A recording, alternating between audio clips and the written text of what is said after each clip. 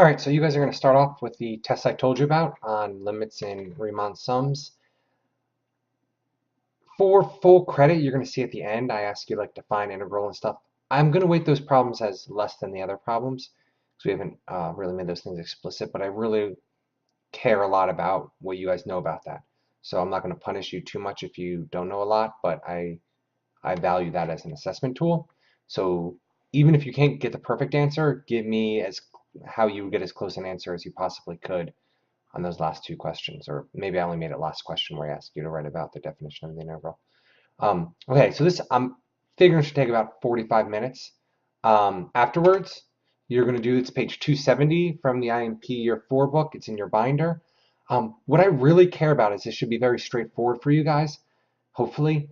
Um, I want you guys to come up with just a set of steps to generalize to get the antiderivative of any polynomial. So it's not going to work for like getting the antiderivative of like tangent of x or something like that. But for all of these, as you can see, these are all polynomial functions. So just what's a quick couple of steps you can use to sort of generalize. If you know you have started with x to the n, or even better, if you started with like ax to the n, what would the antiderivative of ax to the n be?